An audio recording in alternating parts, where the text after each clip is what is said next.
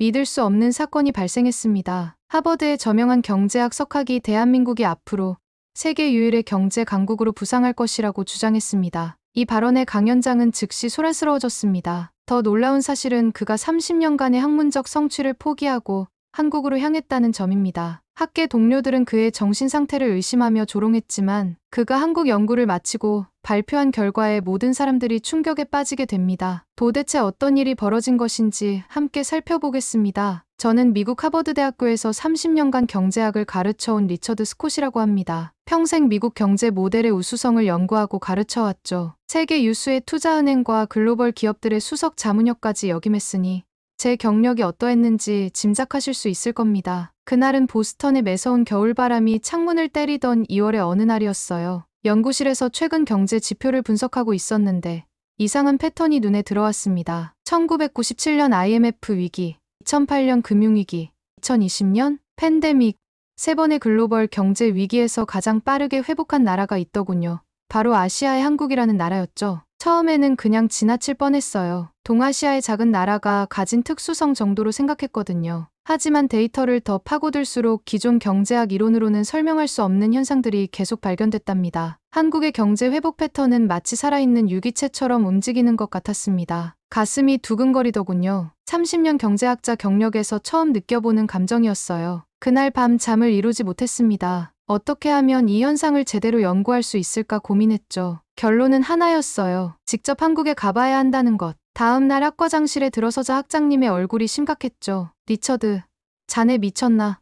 한국에 가서 무슨 연구를 한다는 건가? 소문이 벌써 퍼진 모양이었어요. 제 연구실 조교가 입이 가벼웠나 봅니다. 학장의 눈에는 걱정과 실망감이 가득했어요. 학장님, 제 모든 경력을 걸고 말씀드립니다. 한국 경제 시스템에는 서구 경제학 이론으로는 도저히 설명할 수 없는 특별한 무언가가 있습니다. 학장은 코웃음을 쳤습니다. 그의 눈빛에서 늙은이가 정신이 나갔구나라는 생각이 읽혔어요. 마음이 아팠지만 이미 결심한 일이었습니다. 며칠 후 제 한국행 소식이 대학에 퍼지자 언론에서도 관심을 보였습니다. 학교 측의 요청으로 간단한 기자회견을 열게 되었는데 그곳은 냉소적인 질문들로 가득했어요. 그날 오후 모두가 하버드의 스타 교수가 왜 한국에 빠졌나라는 제목으로 기사를 쏟아냈죠. 특히 오랜 동료였던 데이빗 교수의 반응이 가장 상처가 컸습니다. 그는 여러 언론 인터뷰에서 저를 공개적으로 비난하며 제 정신 상태를 의심했어요. 심지어 제가 번아웃이나 중년의 위기를 겪고 있다며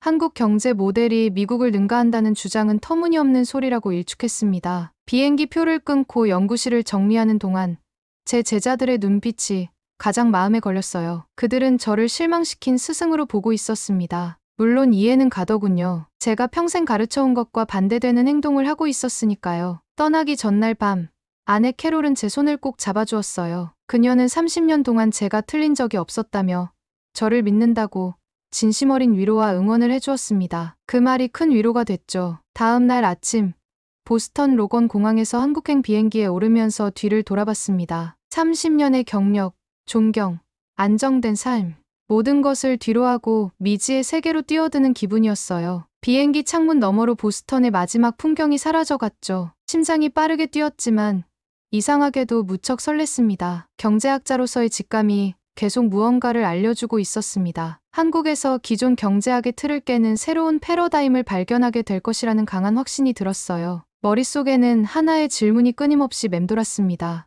왜 하필 한국일까?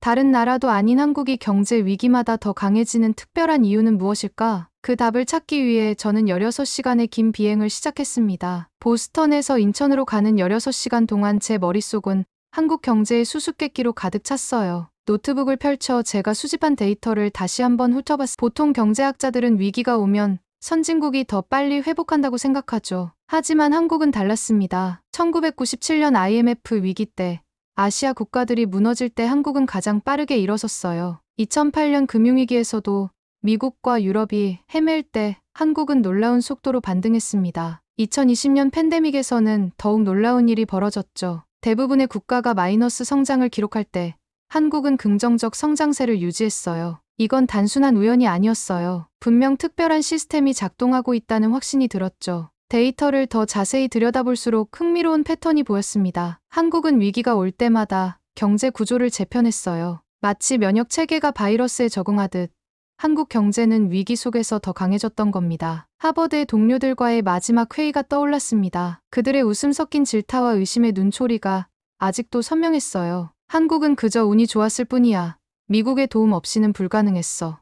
단순히 서구 모델을 잘 모방한 거지. 그들은 모두 같은 말만 반복했죠. 제 가설을 믿어주는 사람은 단 한 명도 없었습니다. 비행기가 인천공항에 착륙했을 때는 이미 한국 시간으로 저녁이었어요. 공항에 발을 디디는 순간 예상치 못한 모습에 놀랐습니다. 세계 최고 수준의 시설과 효율성이 눈앞에 펼쳐졌거든요. 동양의 작은 나라라는 제 편견이 무색해지는 순간이었죠. 공항 전체가 마치 하나의 정교한 시계처럼 움직이고 있었습니다. 공항에서 서울로 향하는 리무진 버스에 올랐습니다. 창밖으로 펼쳐진 서울의 야경은 경이로웠어요. 고층 빌딩들의 불빛이 마치 별처럼 빛나고 있었죠. 버스에 설치된 첨단 기술의 모니터에서는 실시간 뉴스가 흘러나왔습니다. 생소한 한국어였지만 그래프와 숫자만으로도 한국 경제의 활력을 느낄 수 있었어요. 호텔에 도착해 짐을 풀면서 내일부터의 일정을 생각했습니다. 서울 주요 경제연구소, 국내 금융기관, 유명 공과대학, 이미 몇 군데의 미팅이 잡혀 있었어요. 낯선 나라에서의 첫날 밤,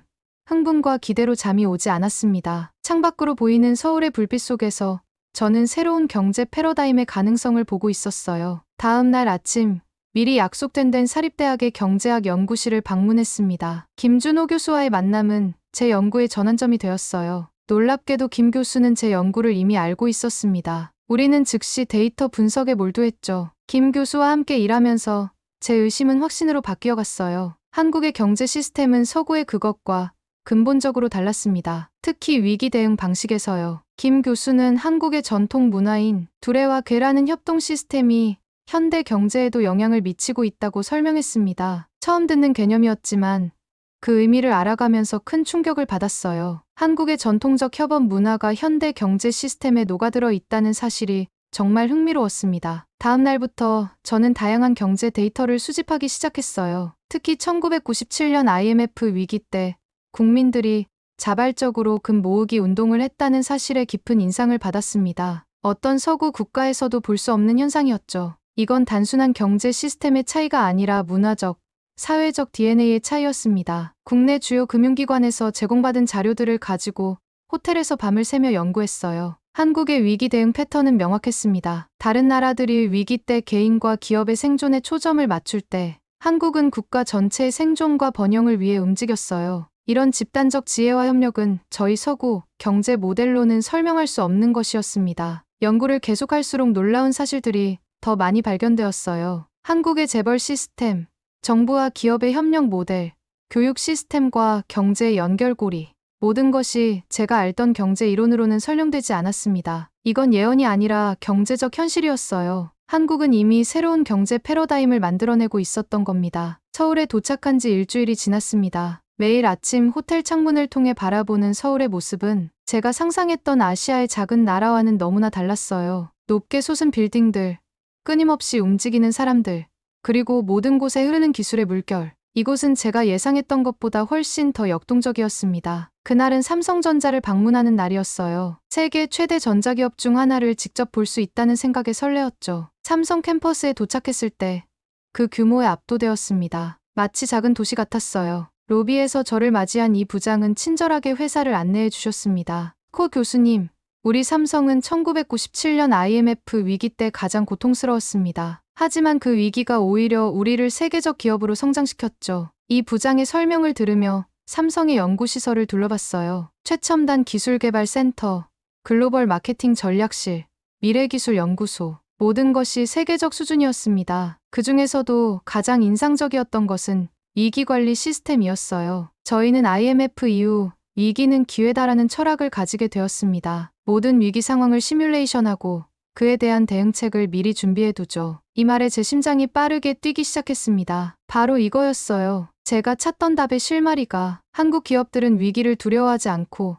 오히려 그것을 도약의 기회로 삼고 있었습니다. 그날 저녁 호텔에 돌아와 노트북을 펼쳤어요. 삼성에서 받은 데이터와 제가 이전에 수집한 자료를 비교해보니 놀라운 패턴이 보였습니다. 한국의 대기업들은 위기 때마다 구조 조정과 혁신을 통해 더 강해졌어요. 이건 단순한 생존 전략이 아니라 위기를 통한 진화였습니다. 다음 날은 더 놀라운 경험이 기다리고 있었어요. 서울의 강남역 근처 스타트업 밸리를 방문했죠. 젊은 창업자들이 모여 새로운 기술과 비즈니스 모델을 개발하는 현장이었습니다. 그곳에서 만난 20대 창업자 민준 씨의 말이 아직도 귓가에 맴돕니다. 교수님, 저희 한국 사람들은 압박을 받을 때 가장 창의적이 됩니다. 빨리빨리 문화가 때로는 단점이 되기도 하지만 위기 상황에서는 최고의 무기가 되죠. 서울에서의 일주일은 제 모든 경제학적 관점을 바꿔놓았어요. 한국은 단순히 서구 경제 모델을 따라한 것이 아니라 자신만의 독특한 시스템을 발전시켰다는 것을 알게 되었습니다. 그 핵심에는 집단 지성과 위기 대응력이 있었어요. 놀라웠던 것은 길거리 포장마차에서도 최첨단 결제 시스템을 사용한다는 점이었습니다. 어느 날 저녁,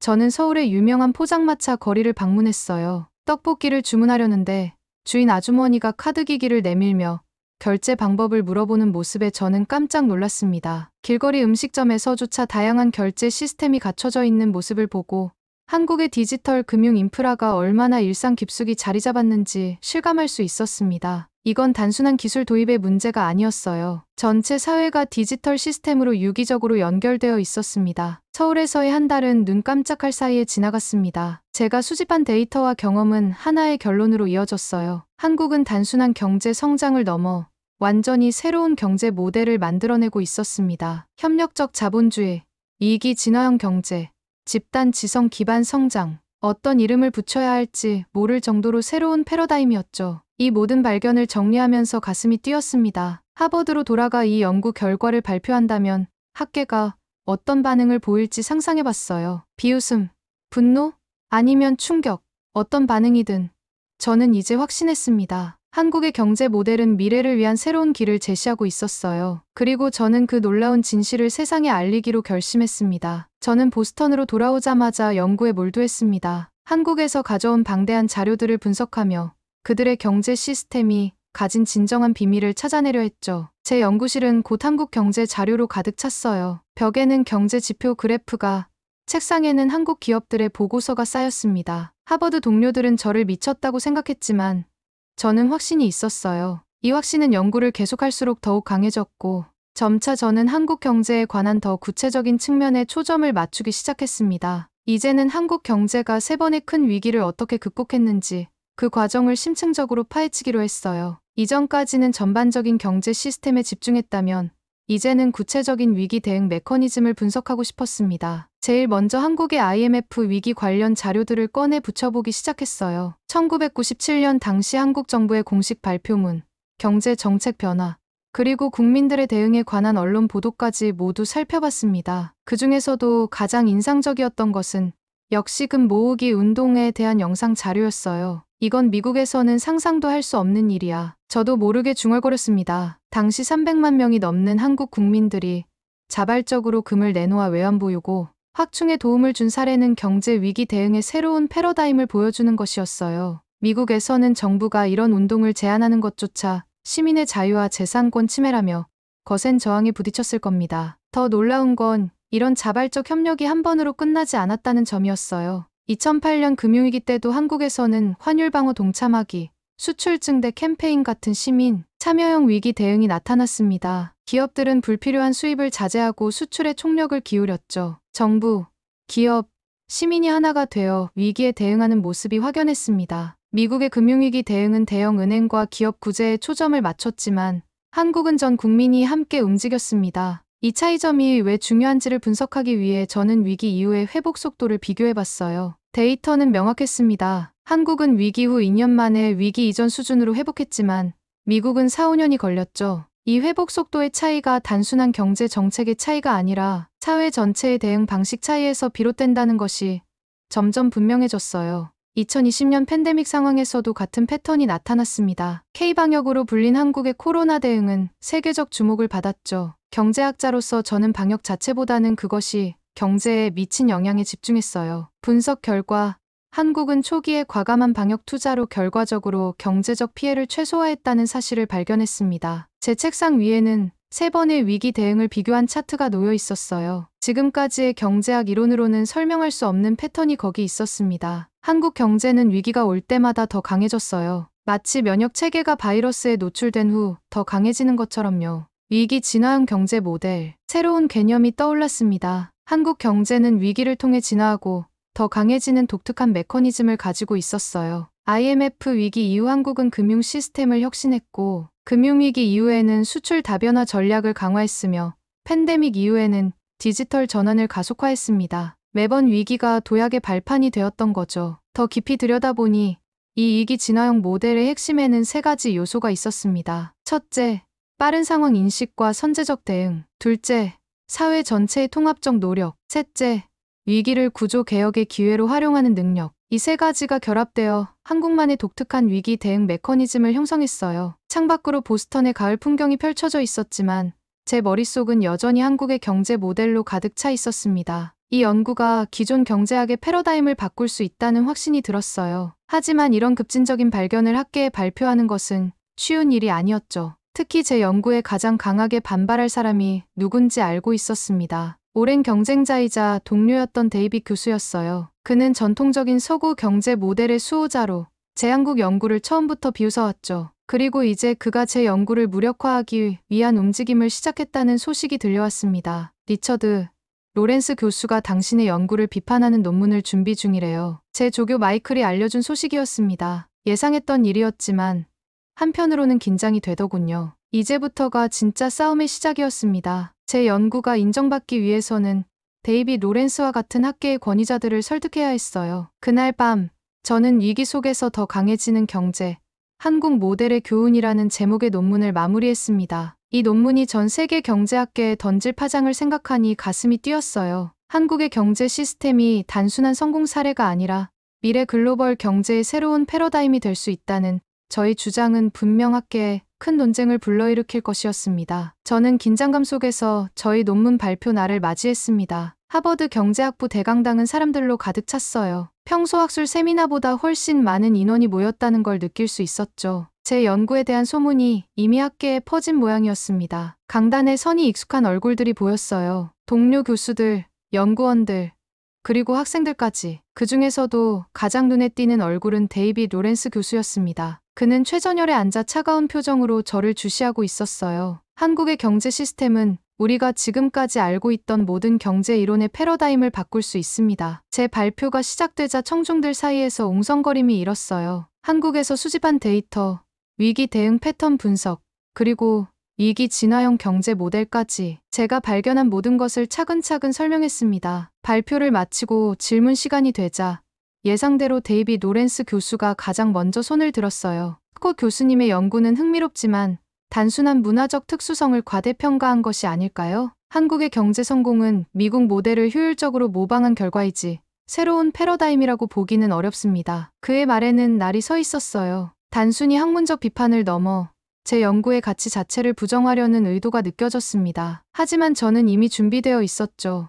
로렌스 교수님, 데이터는 거짓말을 하지 않습니다. 한국 경제가 위기마다 보여준 회복 패턴은 단순한 모방으로 설명할 수 없어요. 특히 집단적 지혜의 활용은 서구 경제 모델에서는 찾아볼 수 없는 독특한 특성입니다. 세미나 이후 학계의 반응은 예상대로 분열되었어요. 젊은 교수들과 연구원들은 제 연구에 흥미를 보였지만 기성학자들은 대부분 회의적이었습니다. 특히 데이빗 로렌스 교수를 중심으로 한 그룹은 공개적으로 제 연구를 비판하기 시작했어요. 일주일 후 경제학부 회의실에서 충격적인 소식을 듣게 되었습니다. 데이빗 로렌스 교수가 아시아 경제의 신학계기 한국 사례를 중심으로라는 논문을 발표했다는 소식이었어요. 그는 제 연구를 정면으로 반박하며 한국의 경제 성공이 단순히 서구 모델의 효율적인 적용과 지정학적 운에 불과하다고 주장했습니다. 더 충격적인 것은 로렌스 교수가 재단 이사회에 영향력을 행사해 제 연구 지원금을 삭감하려 한다는 소문이었어요. 그는 학계에서 상당한 영향력을 가진 인물이었고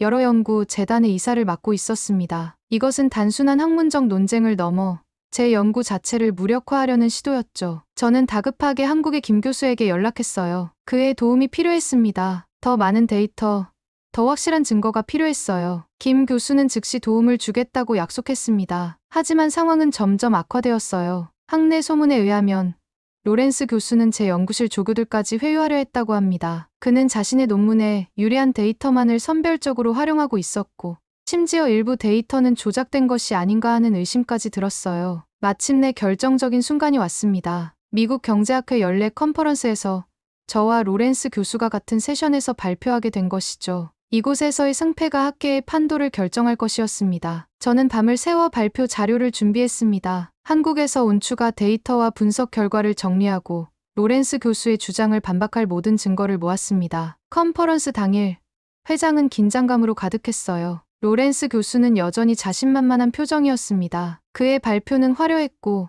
청중들의 반응도 좋았어요. 하지만 제 차례가 되었을 때 저는 결정적인 한 장의 슬라이드를 보여주었습니다. 그것은 로렌스 교수가 자신의 논문에서 의도적으로 누락한 데이터였어요. 그 순간 회장 전체가 술렁이기 시작했습니다. 이 데이터는 로렌스 교수님의 주장과 정확히 반대되는 결과를 보여줍니다. 왜 이 중요한 정보가 그의 논문에서 누락되었는지 저는 궁금합니다. 청중들은 충격에 빠졌고 로렌스 교수의 얼굴이 창백해졌습니다. 학문적 진실을 왜곡한 그의 행동이 드러나는 순간이었어요. 이 결정적인 발표는 학계 전체의 판도를 바꾸어 놓았습니다. 미국 경제학회 컨퍼런스에서의 승리로 학계의 시선이 완전히 달라졌습니다. 로렌스 교수의 데이터 왜곡이 밝혀지면서 그의 신뢰도는 급격히 추락했고 반대로 제 연구는 주목을 받기 시작했습니다. 하버드에 도착한 첫날, 가장 먼저 학장님과의 면담을 가졌어요. 그의 태도가 완전히 달라져 있었습니다. 예전에 제 한국행을 비웃던 그 학장님이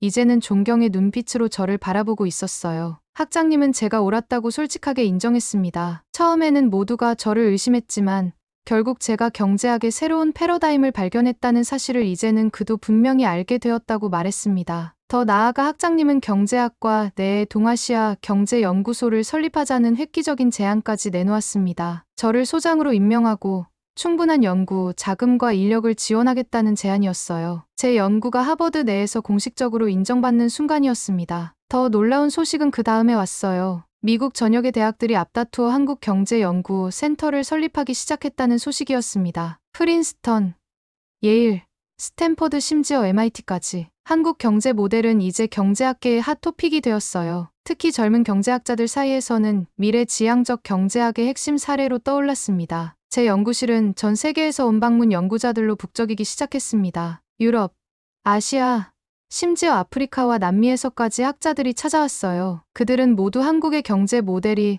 자신들의 국가에도 적용될 수 있을지 궁금해했습니다. 이런 변화 속에서 저는 한국 경제 모델의 핵심 원리를 정리한 학술 논문을 작성하기로 결심했어요. 위기 대응과 회복력, 한국 경제 시스템 분석이라는 제목의 이 논문은 경제학계에서 큰 관심을 받았고 여러 주요 학술지에 게재되었습니다. 많은 연구자들이 제 논문을 인용하기 시작했고 새로운 경제 이론에 대한 논의의 출발점이 되었습니다. 여러 성과 중에서도 가장 의미 있었던 것은 실제 경제 정책의 변화였어요. 미국을 비롯한 여러 나라들이 한국 경제 모델의 일부 요소들을 자국의 경제 정책에 도입하기 시작했습니다. 특히 네트워크 위험 감지 시스템과 집단 지성을 활용한 위기 대응은 많은 국가들이 도입을 검토하는 핵심 요소였어요. 어느 날 저녁, 집에서 창밖을 바라보며 지난 1년을 되돌아봤습니다. 제 인생은 완전히 달라졌어요. 처음 한국행을 결심했을 때는 단지 학문적 호기심에서 출발했지만 그것이 제 인생과 세계 경제학의 방향을 바꿔놓았습니다. 그리고 이 모든 것의 중심에는 한국이라는 작지만 놀라운 나라가 있었어요. 이건 단순한 경제적 성공이 아니다. 한국은 인류가 가야 할 새로운 방향을 제시하고 있다. 저는 이 문장으로 제 논문의 결론을 마무리했습니다. 한국 경제 모델의 진정한 가치는 단순한 경제 성장이나 위기 대응을 넘어서 인류 사회의 새로운 협력 방식을 제시한다는 점에 있었어요. 개인과 집단, 경쟁과 협력, 전통과 혁신 사이의 균형. 이것이 바로 한국이 세계에 보여준 새로운 길이었습니다. 매일 아침 연구실로 향하는 길에 저는 생각합니다. 앞으로 한국이 세계 경제를 어떻게 이끌어갈지, 그리고 저는 그 과정에서 어떤 역할을 할 수 있을지. 이 연구는 이제 시작일 뿐이라는 생각에 여전히 설렙니다. 한국과 세계의 미래를 위해 제 연구는 계속될 것입니다. 오늘 사연 어떻게 들으셨나요? 세계적인 경제 위기가 닥칠 때마다 오히려 더 강해지는 한국의 저력이 증명된 순간입니다. 체계적인 국가 시스템과 위기 앞에서 하나로 뭉치는 집단지성, 그리고 역경 속에서도 포기하지 않는 한국인의 국민성이 세계가 주목하는 한국 경제의 원동력이었습니다. 단순히 선진국을 모방하는 것이 아니라 이제는 세계가 한국의 경제 모델을 배우고 있다는 사실이 정말 자랑스럽습니다. 오늘 사연에 대한 여러분의 생각을 댓글로 남겨주세요. 감동문클에서는 여러분의 소중한 마음을 모아 사연 주인공들에게 전해드리고 있습니다. 여러분 주변에 감동적이거나 재미있는 실제 사연들을 제보받고 있으니 언제든 저희 공식 메일로 제보해주세요. 오늘 들려드린 사연에 공감하셨다면 구독과 좋아요 눌러주시고 주변 분들과도 공유해주세요. 여러분의 작은 관심과 응원이 더욱 좋은 콘텐츠를 만드는데 큰 힘이 됩니다. 오늘도 여러분의 하루의 작은 즐거움이라도 되었기를 바라며 지금까지 감동뭉클이었습니다. 끝까지 시청해주셔서 감사합니다. 다음에 더 감동적인 사연으로 찾아뵙겠습니다.